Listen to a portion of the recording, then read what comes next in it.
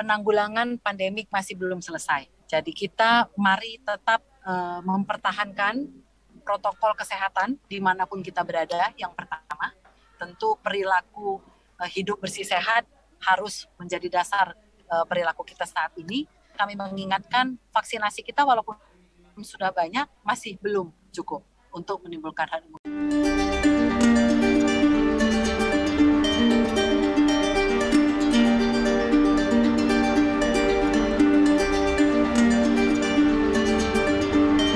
Terima kasih Dr. Prima sudah menyempatkan waktu untuk berbincang bersama dengan kami dari Pusat Kebijakan dan Manajemen Kesehatan FKKMK UGM di acara Bincang Sistem Kesehatan Nasional seri yang ke-17. Kami sangat mengapresiasi dukungan dari Dr. Prima Yosefin MKM selaku Direktur Surveillance dan Karantina Kesehatan Direktorat Jenderal Pencegahan dan Pengendalian Penyakit Kemenkes yang sudah menyempatkan hadir di sini. Hari ini tema kita adalah strategi distribusi vaksinasi di luar Pulau Jawa untuk memperkuat sistem kesehatan nasional menghadapi pandemi COVID-19. Perkenalkan dok, nama saya Sandra Franz, saya yang akan memandu acara kita pagi ini. Baik dok, pertanyaan pertama dok, kita tahu ya dok ya, waktu awal program vaksinasi di Indonesia kan fokusnya di awal di tenaga kesehatan, kemudian ke pelayan publik, lalu ke lansia seperti itu dok. Kemudian kemudian merambah juga ke luar Pulau Jawa yang mungkin dimulai dari ibu kota provinsi, kemudian baru ke kabupaten-kabupaten. Nah, kira-kira strategi yang dipakai oleh Kementerian Kesehatan dalam hal penyebaran vaksinasi untuk COVID-19 ini seperti apa dok? Siapa saja yang terlibat? Kemudian apa tantangannya? Seperti itu dok. Terima kasih. Jadi sebetulnya ini kan distribusi vaksin COVID ini itu kita mengikuti proses distribusi vaksin yang selama ini udah ada, vaksin rutin ya. Jadi vaksin-vaksin ini kita di awal kita alokasikan ke Dinas Kesehatan Provinsi. Kemudian waktu kita lihat Dinas Kesehatan Provinsi ternyata dengan bertambahnya vaksin COVID ini mereka load di penyimpanannya menjadi bertambah gitu, maka pemerintah dalam hal ini Kementerian Kesehatan bekerjasama dengan Bio Farma, karena kan kita memakai Bio Farma nih sebagai distributor vaksin dari pusat ke provinsi gitu. Nah kemudian waktu itu bulan Juli kalau saya nggak salah ya, mulai bulan Mei Juni gitu, kita memakai Bio Farma meng-hire hub. Jadi vaksin ini didistribusikan langsung ke kabupaten kota. Karena hub-nya itu nanti yang bertanggung jawab mendistribusikan langsung ke Dinas Kesehatan Kabupaten Kota, sehingga Dinas Kesehatan Provinsi tentunya hanya diberi untuk buffer provinsi, seperti itu. Nah, kemudian kita masuk kepada tahap kenaikan kasus waktu mulai bulan Juli, Agustus, September gitu. Nah, itu kan kita perlu percepatan vaksinasi. Waktu itu kita kejar kepada daerah-daerah yang memang tinggi kasusnya, yaitu Pulau Jawa dan Bali. Dan pada saat itu karena naik kasus, kita kembalikan lagi ke distribusinya lewat provinsi. Kenapa begitu? Karena kita berasumsi provinsi yang paling tahu kabupaten kota mana nih yang paling banyak naik kasusnya, sehingga mereka bisa nanti lebih cepat untuk merealokasi atau mengalokasikan kabupatennya gitu. Jadi kita beri wewenang kepada Dinas Kesehatan Provinsi untuk melakukan relokasi dari vaksin-vaksin yang dari pusat itu kita mengusulkan untuk diberikan kepada kabupaten ini gitu ya. Tetapi aktualnya Dinas Kesehatan Provinsi bisa melakukan justifikasi sesuai dengan keadaan pandemik di masing-masing kabupaten kota. Nah, untuk distribusi ini tentu kerjasama dengan semua pihak ya. Jadi kalau kita lihat tadi yang saya sampaikan, tentu kemitraan kita dengan pemerintah daerah, karena dari mulai provinsi ke bawah itu kan udah jadi dari pemerintah daerah ya. Kemudian tentu dengan pihak swasta, dalam hal ini pihak ketiga distributor vaksin, dan sementara kalau misalnya vaksinnya belum bisa diantar ke Dinas Kesehatan, maka pihak hub ini, distributor swasta ini, mereka akan menyimpan vaksin kita di situ. Jadi mereka sebagai bentengnya. Nah, mereka juga tentu berperan. Juga tentu masyarakat ya, karena masyarakat sebagai pengguna. Jadi tentu kalau atensi masyarakat banyak, maka kita juga akan bisa lebih cepat gitu ya memobilisasi vaksin kita ini. Dukungan kemitraan baik berupa tempat layanan, tenaga tim vaksinator, kemudian ada tenaga tim untuk mengedukasi, memobilisasi masyarakat, menyiapkan sarana prasarana, tentu juga bisa mempercepat target-target kita ini. Jadi mempercepat juga tentu aliran vaksin yang akan kita lakukan dari pusat. Demikian, Mbak. Baik, Dokter Prima, ini terlihat kemitraan yang walaupun terkesan kompleks karena melibatkan baik itu pemerintah pusat, daerah maupun pihak swasta, tapi juga bisa dilaksanakan secara sinergis dan juga bisa bersifat dinamis juga ya dok. Jadi ada perubahan juga alur ketika mungkin kasus yang sedang naik dan sebagainya.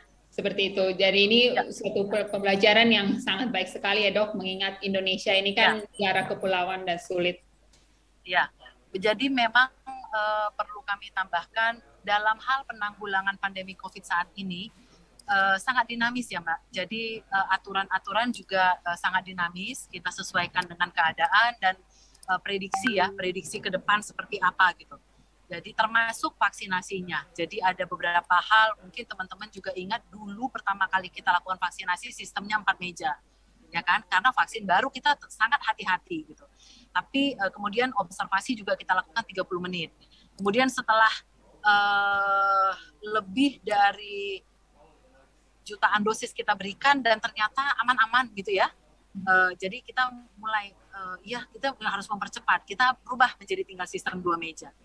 Dan observasi kita rubah sekarang 15 menit. Jadi memang dinamis teman-teman untuk pandemi COVID ini. Karena memang penyakit baru, vaksin baru, jadi kita semua sambil belajar, sambil lari. Benar sekali dok. Ya.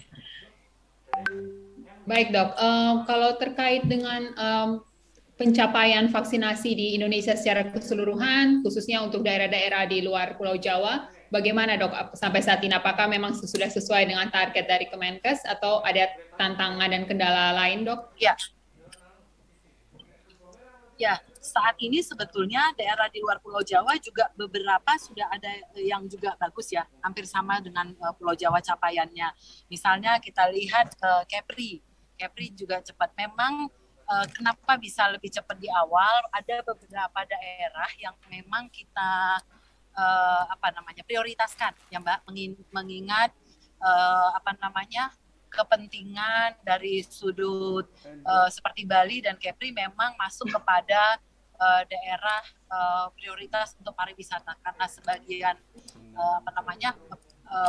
perekonomian di sana hidupnya memang dari situ, sehingga kita ingin mempercepat masyarakat bisa lebih cepat produktif, bisa lebih cepat membuka diri tentunya sehingga supaya tidak sempat turun banget ya. Kalau kita lihat memang tingkat penghidupan kan sempat terdampak banget. Nah itu memang ada beberapa daerah yang kita fokuskan sehingga mereka bisa cepat. Untuk daerah yang lain saat ini memang kita lihat percepatan sudah kita lakukan. Jadi tentu ada juga dampak indikator PPKM yang saat ini sedang disampaikan oleh Kementerian Dalam Negeri, di mana vaksinasi menjadi indikator. Kalau dulu mula-mula kan kita hanya kasus konfirmasi juga dibandingkan dengan respon yang dilakukan oleh daerah. Nah kalau sekarang ditambahkan dengan vaksinasi dan kami melihat geliat dari nambah ya pemerintah daerah untuk bagaimana meningkatkan capaian vaksinasinya sehingga bisa menurunkan levelnya supaya bisa lebih terbuka lah kegiatan sehari-hari. Nah ini juga dan kita lihat sudah banyak yang maju sih Mbak. Walaupun memang sebagian kalau memang teman-teman lihat analisa capaian kita yang di bawah, misalnya kalau sekarang kita ambil cut off point 70 atau 60% deh, itu memang yang sebagian besar itu ada di luar Pulau Jawa ya Mbak. Kan, tapi ini tetap menjadi prioritas kami. Jadi kami sedang memetakan mana daerah yang masih kita mulai dari 50 gitu ya. Nanti baru naik 60, ini dicepatkan dengan cara memang melihat dulu laju mereka. Karena kalau mereka lajunya tidak begitu kencang, kita kasih vaksin terlalu banyak juga tentu cenderung akan lama habisnya gitu ya. Jadi ini yang kita sambil terus kami melakukan pendekatan-pendekatan untuk bisa memotivasi peningkatannya. Tapi umumnya saat ini bisa ada percepatan-percepatan yang kita lihat. Ya, baik Dok. Jadi memang ada di awal ada prioritas-prioritas daerah yang memang harus ditingkatkan laju untuk persebaran vaksinasinya, sambil juga diikuti dengan daerah-daerah lain seperti itu Dok. Kemudian pertanyaan berikut Dok, kira-kira ini kan tadi dokter menyebutkan bahwa banyak hal yang mempengaruhi vaksinasi ini ya Dok ya, apalagi untuk Indonesia masih banyak daerah-daerah yang mungkin untuk aksesnya susah dicapai dan sebagainya. Jadinya kita bisa lihat bahwa infrastruktur suatu daerah itu juga berperan penting dalam distribusi vaksin seperti itu ya Dok. Nah kira-kira, ya, halo Dok? Ya Mbak. Ya baik. Kira-kira untuk inovasi apa Dok yang saat ini sudah menjadi strategi dari Kemenkes atau menjadi pilihan dari pemerintah untuk pemerataan vaksin untuk daerah-daerah yang mungkin susah dijangkau seperti itu Dok?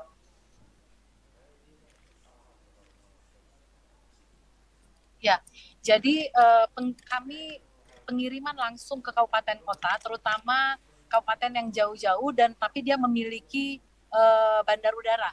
Jadi ada beberapa kabupaten yang bisa kita buat menjadi tempat transit. Biasanya selama ini kan kalau kita kirim ke provinsi, dari ibu kota provinsi itu masih lebih jauh kan Mbak, pergi ke kabupaten-kabupaten yang ujung-ujung di provinsi itu. Nah, di dalam provinsi itu sendiri biasanya ada kabupaten lain yang memiliki bandar udara. Jadi kita menerbangkan vaksinnya, kita kirimkan langsung, dan ini untuk memenuhi beberapa kabupaten kota di sekitarnya. Ini tentu bisa memotong percepatan ya jalurnya. Nah, untuk selanjutnya mungkin mereka bisa lebih dekat lah mengalokasikan ke kabupaten-kabupaten di sekitarnya. Tapi tetap memang untuk bisa sampai tiba ke tempat layanan masyarakat, ada beberapa daerah yang memang teman-teman daerah lapangan ya luar biasa menurut kami perjuangannya ya, dengan macam-macam Mbak. Ada yang bawa naik perahu, ada yang bawa naik motor trail, ya kan? Ada yang pokoknya mereka sangat inovatif untuk mengatasi medan yang ada di mereka. Itu komitmen dari teman-teman di daerah jauh ya, dari jauh dan sulit gitu. Tapi ya memang kita harus paham bahwa memang kita nggak sama lah sama negara yang even dia besar tapi permukaannya sama gitu, rata. Kalau kita kan beda-beda. Tapi artinya kami tetap masih mencoba memetakan, juga kerjasama dengan rekan-rekan dari TNI dan Polri ya Mbak, itu juga mempercepat untuk bisa transfer dari atau pengiriman dari logistik ini bisa lebih cepat sampai ke daerah. Ya, tapi saya tidak menyatakan bahwa kita nggak punya masalah, tetap masih punya masalah karena begitu uniknya negara kita ya. Jadi gambaran geografisnya itu macam-macam gitu ya, tapi tetap kita coba untuk memetakan mana yang bisa. Kerjasama ini memang Mbak yang memang kita rasakan ya, tingginya vaksinasi COVID yang bisa kita raih sebetulnya karena semua pihak itu bergerak. Benar sekali Dok ya, tadi Dr. Prima juga sudah menyebutkan ada kemitraan juga dengan pihak TNI Polri dalam hal distribusi vaksin. Kemudian komitmen dari petugas-petugas di daerah, di lapangan untuk benar-benar menjaga supaya vaksin itu bisa sampai dengan baik dan cepat seperti itu ya, sambil juga memperhitungkan cold chain mekanismenya untuk vaksinasi. Luar biasa sekali ya Dok. Iya. Baik Dok. Dalam perspektif kebencanaan kita tahu bahwa vaksinasi itu kan merupakan suatu kewajiban yang harus dipenuhi pemerintah terhadap hak warga negara supaya bisa mempercepat terjadinya herd immunity. Kemudian kalau untuk dalam kasus COVID-19 ini kan masuk akal kalau misalnya vaksinasi di Pulau Jawa mungkin lebih cepat terpenuhi karena memang kasus di Pulau Jawa juga lebih banyak, kemudian akses di Pulau Jawa juga mungkin lebih gampang seperti itu ya. Tapi tentu saja pastinya itu tidak akan mengurangi atau tidak mungkin membuat pemerintah lengah sehingga oh ya sudah Pulau Jawa sudah bagus, dari di luar Pulau Jawa juga ya tidak apalah mengikuti. Tapi kami yakin pasti pemerintah punya target untuk bisa juga mencapai 70% gitu ya Dok ya, untuk seluruh negara, seluruh di Indonesia ini ya Dok ya. Betul, betul. Jadi yang saya sampaikan tadi, Mbak, bahwa kita setiap hari menganalisa. Jadi kita analisa capaiannya udah mana-mana nih. Mula-mula dari level provinsi, kemudian kabupaten kota mana yang masih rendah. Dan kita langsung konsultasi atau komunikasi ya dengan teman-teman di kabupaten kota itu apa penyebabnya. Gitu. Nah itu yang kami selalu lakukan gitu, termasuk tentu merangkul pihak-pihak yang bisa ikut membantu di daerah tersebut gitu. Jadi tentu daerah itu ada spesifik-spesifiknya. Siapa biasanya ada lintas sektor lain yang memang di daerah ini yang lebih banyak bisa masuk tuh apa gitu. Nah ini juga kita rangkul untuk bisa mempercepat. Jadi artinya kita tidak pernah ya, semua ini harus kita capai. Jadi tanpa kecuali, bukan cuma Pulau Jawa atau ada perbedaan dengan di luar Jawa. Sama Mbak, sama. Cuman memang kita paham betul bahwa untuk daerah luar Jawa, khususnya daerah-daerah di Indonesia bagian timur, kita memang perlu melakukan inovasi lah, ada special effort ya untuk bisa meraih masyarakat kita, terutama yang memang tinggal di daerah-daerah yang jauh dan geografisnya sulit. Tapi tetap kita pantau. Jadi memang itu semua kita lihat itu, Mbak, dianalisa ya untuk dilakukan pengejaran percepatan di sana. Ya, benar sekali Dokter Prima. Ini kebetulan saya juga aslinya dari NTT, Dok. Jadi keluarga saya di NTT semua juga sudah divaksinasi, dan memang selalu ada gitu ya Dok ya, program vaksinasi secara mingguan yang diselenggarakan dengan kerjasama banyak pihak. Kadang-kadang vaksinasi mungkin bisa di gereja atau mungkin di tempat-tempat umum yang lain seperti itu ya Dok ya. Jadi memang kolaborasi kemitraan dalam hal percepatan vaksinasi ini kita benar-benar bisa rasakan sekali ya Dok untuk COVID-19 ini. Iya, betul Mbak. Nah itu di NTT juga ya, bulan lalu itu percepatannya luar biasa tuh. Jadi ada juga TNI Polri yang bantu, kemudian dinas juga bekerja sama dengan keuskupan gitu, melakukan layanan-layanan. Kami prinsipnya tuh pusat pokoknya selalu siap. Jadi saat ini kita juga mencoba membangun komunikasi yang terbuka gitu. Jadi kalau teman-teman daerah, apalagi pimpinan daerah memang memiliki komitmen dan saya janji nih garansi bisa segini-segini gitu, kita akan coba dulu push mereka. Lari bisa nggak kita kirimkan logistiknya, kemudian kita lihat percepatannya seperti apa. Jadi begitulah yang kita lakukan. Jadi memang dinamis yang tadi saya sampaikan. Pendekatan di setiap provinsi memang agak beda-beda, Mbak. Tapi tetap ya kita paling tidak 3 hari sekali kita analisa, kita lihat mana yang mesti harus kita push. Jadi kalau ada yang di bawah, mungkin teman-teman ingat dulu Sumatera Barat tuh pernah sampai di level yang nomor 2 terbawah kali ya, kalau saya nggak salah. Lampung juga gitu. Nah itu dengan langsung semua kita bahu-membahu sekarang langsung bisa naik gitu. Jadi memang ketika semuanya ikut, termasuk juga tokoh masyarakat yang di sana ya, menjadi contoh untuk mau divaksinasi, kemudian contoh sama masyarakatnya, itu bisa mempercepat. Jadi kadang-kala kan tidak bisa juga kalau kita mendorong logistik, tapi di daerah sendiri antusias masyarakatnya melempem gitu misalnya, kan agak sulit gitu ya Mbak ya. Nah ini yang kita perlukan juga, jadi setiap pihak itu perannya beda-beda. Ada perannya untuk mensosialisasikan, untuk memobilisasi masyarakat, ada yang berperan tadi untuk membantu distribusi vaksin, ada yang berperan untuk menambah pos dan menambah layanan gitu. Nah ini pelajaran menarik dan sebetulnya nanti bisa kita kemas ya jadi contoh.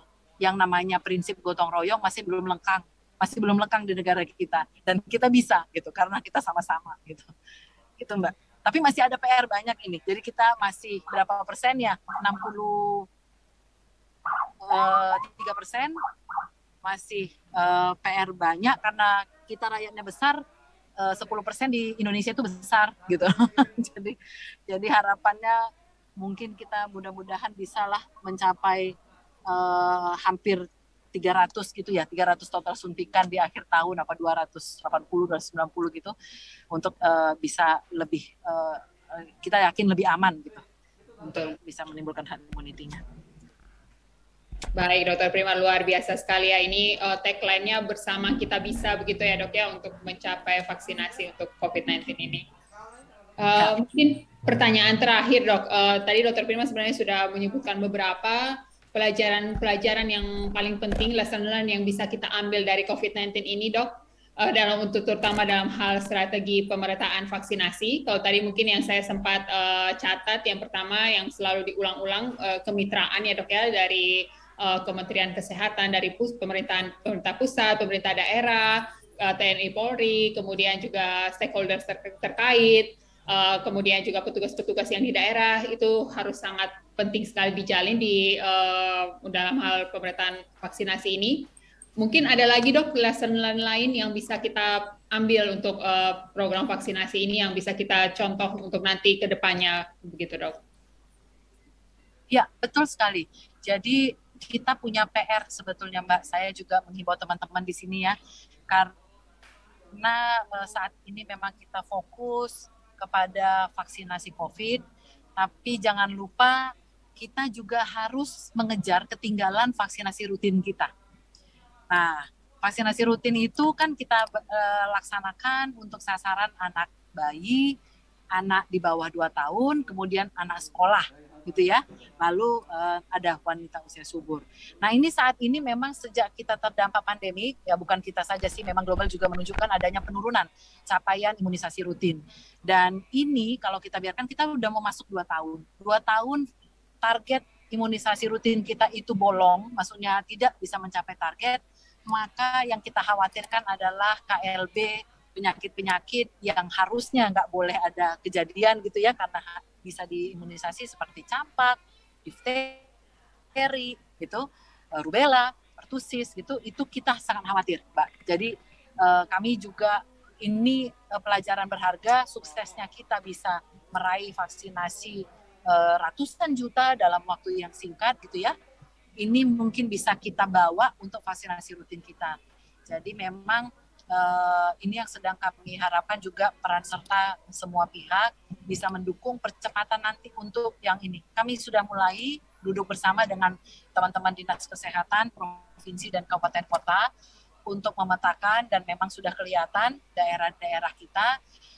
Kemudian percepatan ini memang nggak bisa kita tawar gitu. Jadi mudah-mudahan teman-teman dari lintas sektor, lintas program, rekan-rekan TNI Polri, organisasi masyarakat yang selama ini membantu dalam perjuangan vaksinasi COVID, selanjutnya bisa juga membantu percepatan untuk vaksinasi rutin bagi anak-anak kita, supaya kita tidak mengalami kelelahan yang berkepanjangan setelah selesai COVID, kemudian kita menghadapi beberapa penyakit-penyakit yang juga tentu akan berdampak terhadap ketahanan masyarakat kita, sistem kesehatan kita, karena kita harus mengcover ini, dan modal juga tentu harus besar di situ. Kalau sudah sempat outbreak kan, tentu kita harus melakukan imunisasi tambahan yang skopnya luas, dan itu semua tentu mengakibatkan biaya yang nggak sedikit gitu. Jadi ya itu yang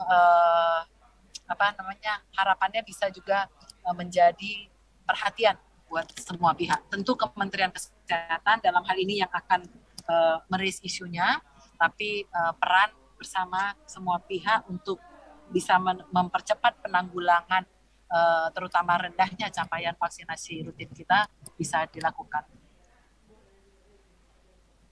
Baik dokter, ini suatu hal yang sangat penting sekali ya dok ya. Jadi memang ketika kita sudah menjalankan sistem yang menurut kita cukup nyaman untuk pemerataan vaksinasi COVID-19, kita tidak boleh melupakan essential health services yang mungkin sempat kita tinggalkan sejenak ketika pandemi COVID-19 benar-benar sangat mengguncang seperti itu, supaya kita bisa belajar dan tidak bisa mencegah penyakit-penyakit yang bisa dicegah dengan imunisasi, begitu ya dok ya. Baik dok.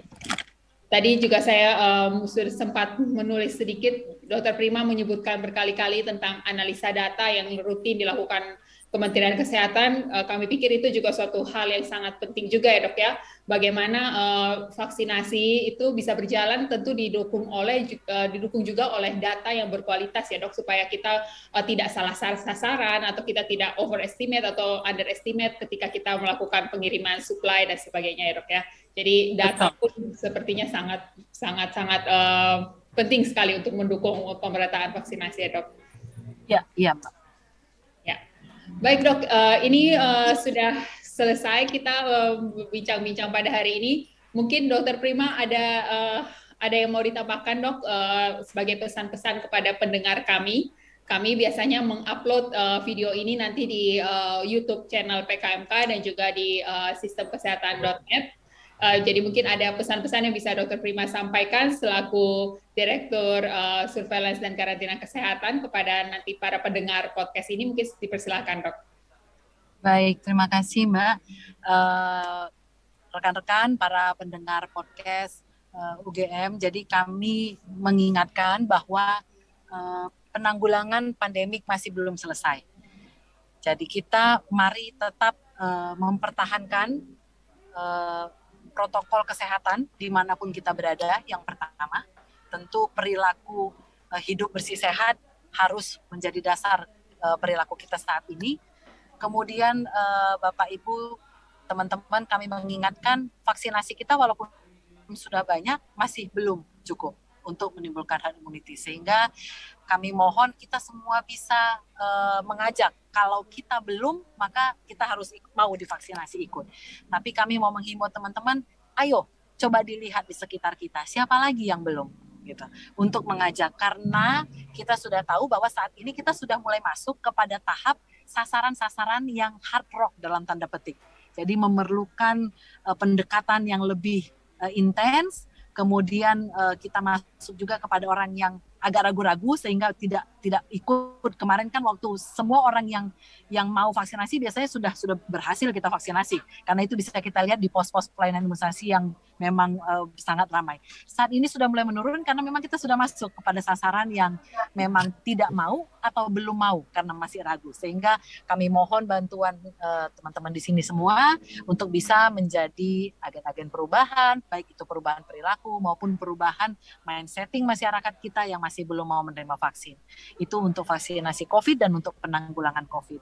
Di luar itu tentu kami menghimbau untuk teman-teman juga bisa coba lihat keluarga, ada yang masih memiliki anak, baik itu balita, anak sekolah, yang mungkin selama pandemik karena sekolah tutup, posyandu ada beberapa yang tutup, maka belum mendapatkan imunisasi. Sampaikan bahwa saat ini pelayanan imunisasi itu tetap kita berikan. Silakan dengan turunnya leveling, posyandu juga sudah mulai dibuka. Silakan melengkapi kembali vaksinasi anaknya agar kita juga terhindar dari penyakit-penyakit yang dapat dicegah dengan imunisasi. Demikian, terima kasih teman semua, bersama kita pasti bisa. Ya, terima kasih banyak Dr. Prima untuk pesan-pesannya, Sobat Podcast PKMK pendengar dan pemirsa sekalian. Kita sudah mendengarkan bahwa Dr. Prima sudah mengatakan kita semua di sini mempunyai porsi untuk bisa menanggulangi pandemi COVID-19 ini. Kita bisa dimulai dari diri kita dan juga sekeliling kita untuk mengingatkan orang-orang di sekeliling kita untuk ikut dalam vaksinasi COVID-19 dan juga jangan lengah terhadap vaksinasi rutin yang mungkin imunisasi rutin yang mungkin sempat terkendala sebelumnya ini. Dan ini menjadi pesan yang sangat penting sekali dari Dr. Prima untuk kita sekalian. Baik, terima kasih Dr. Prima untuk waktu yang sudah diberikan kepada kami. Semoga kita bisa bertemu lagi di lain kesempatan. Sehat-sehat selalu dok untuk tugas dan tanggung jawabnya. Semoga kita semua bisa ketemu lagi dalam kesempatan yang berikut dan kita mungkin bisa sharing pengalaman lain lagi mungkin dengan topik yang berbeda gitu Dok. Terima kasih banyak. Baik, terima kasih Mbak Sandra. Salam sehat selalu semuanya. Salam sehat Dok. Ya, terima kasih.